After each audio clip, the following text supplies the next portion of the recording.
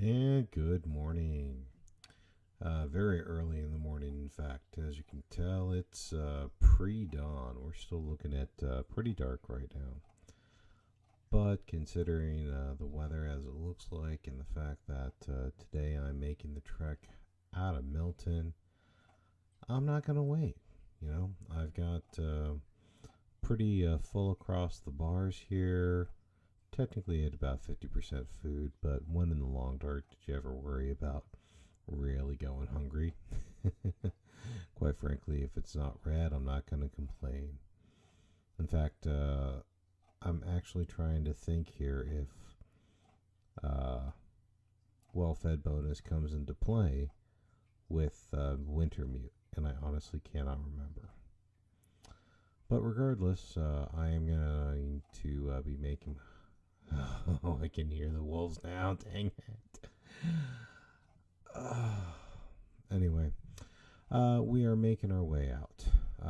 We've completed most of the missions. I think there's one side mission I technically might have missed, but I'm not going to really worry about it. I think it's time to move on and get on to episode 2.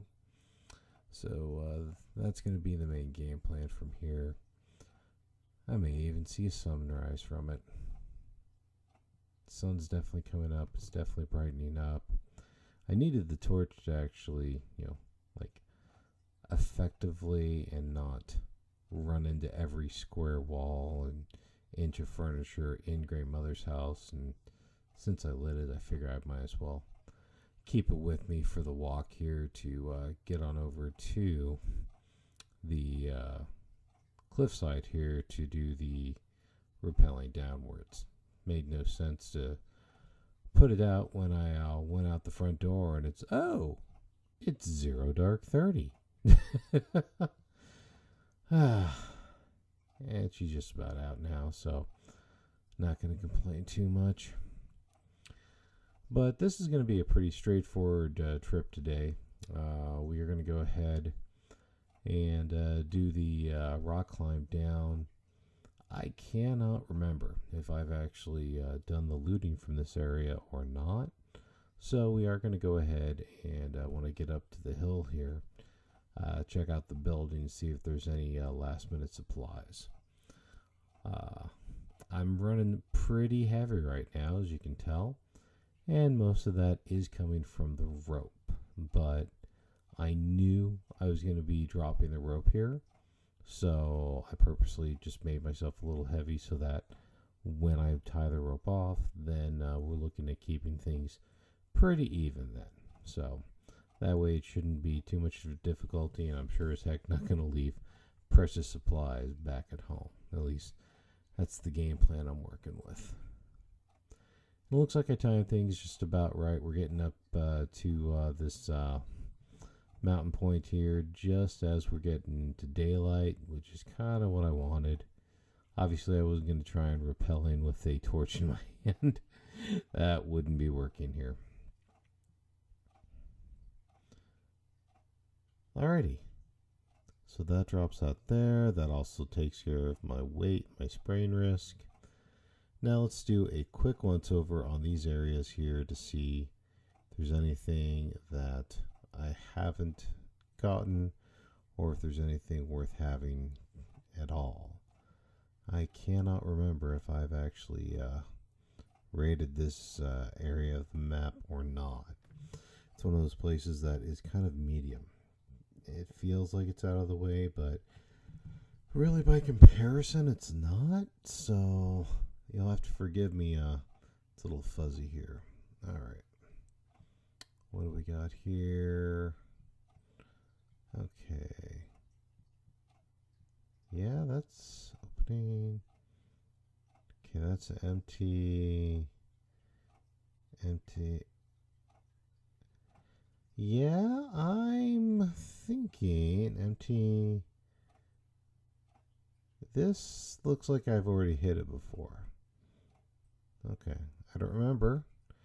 But I've got, so many kind of series here. Crusade, live stream, And now also the Wintermute. It all gets a little fuzzy to me. But that's fine. That's fine. All right. So I've already rated that. I've already got some decent supplies. It's time to get ourselves on down the mountain and onto different pastures. Weight looking good so far, so I'm not going to feel too bad about that. And we are going downhill, so that's going to make things easier as well, because gravity will actually help us. And on this particular climb, gravity is going to actually help us a lot, but we can't complain. That's the way this works. All right, so go ahead and hop on here. Wish us luck. Alrighty. And in any other variation of the game, I'll be doing just fine. But because this is Wintermute, yep. That's okay. That's unavoidable. Alrighty. It doesn't look like injury was too bad. I think they said it was minor bruising. That's fine. I can deal with that. Alrighty. I always feel like that should be something. Okay. And we'll go ahead and continue to find our way through the path here. And since, you know, we're always trying to gather supplies, my weights are better here. Long Dart's favorite game. Pick up sticks.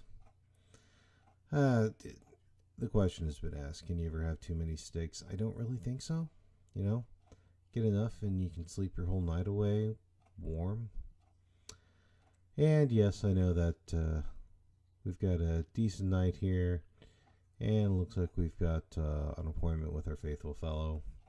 And this is where I have to report that as I'm editing through this, I'm noticing that I have lost the audio. I don't know why I don't have the game audio here.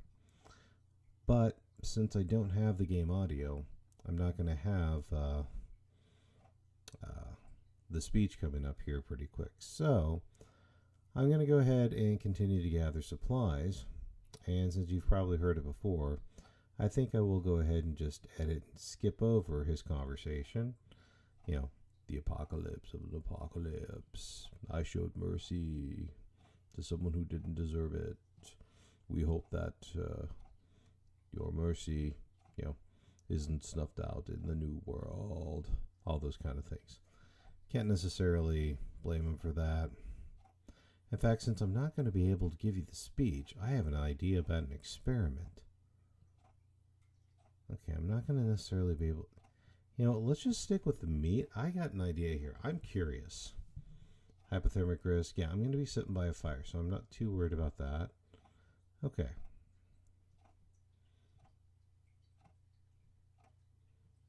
There we are, Methuselah. I'm going to go ahead and borrow your fire. And I'm curious. Okay, so I've got 2 pieces of meat. Let's go ahead and actually put them on the fire. 57 minutes. Okay. And we'll drop the second one there. Let's turn this into a science experiment. 29 minutes. And we'll go ahead and work on it. And unfortunately, I can't hear you. So we'll go ahead and skip ahead and just cook. So basically, for your future reference, the Methuselah campfire speech here is about a half hour. So I'll go ahead and pick that up. And you know what? Let's go ahead.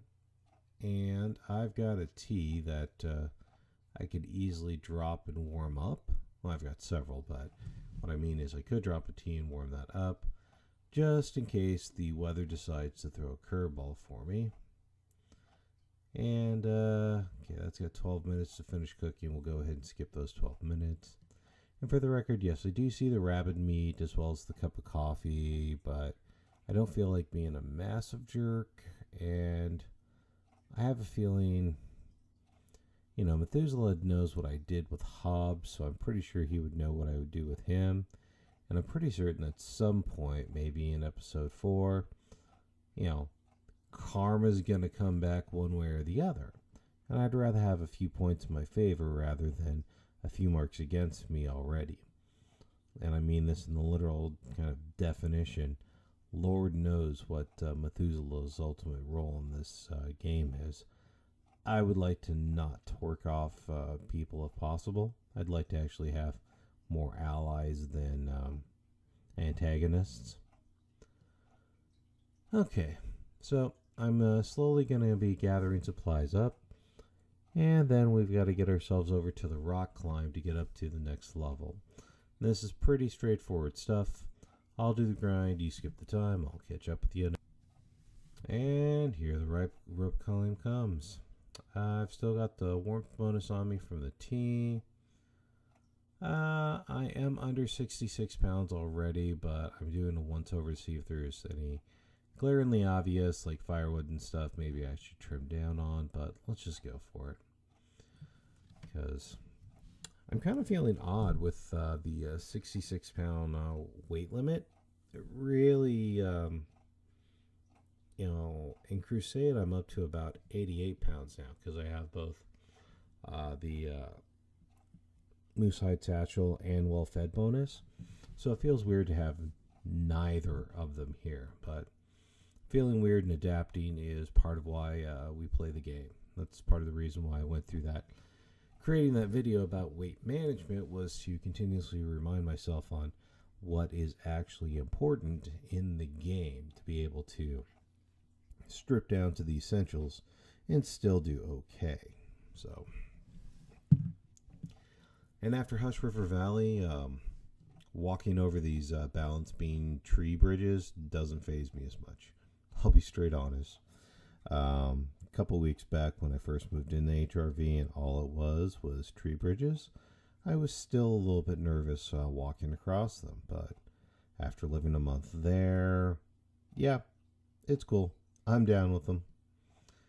Alright, always kind of taking a look through here in the nook and crannies to see if there's any surprise deposits, either from animals or from loot boxes, etc. and so forth. I'm always looking for an extra piece of equipment to upgrade. Just anything like that is usually what I'm happy to work with.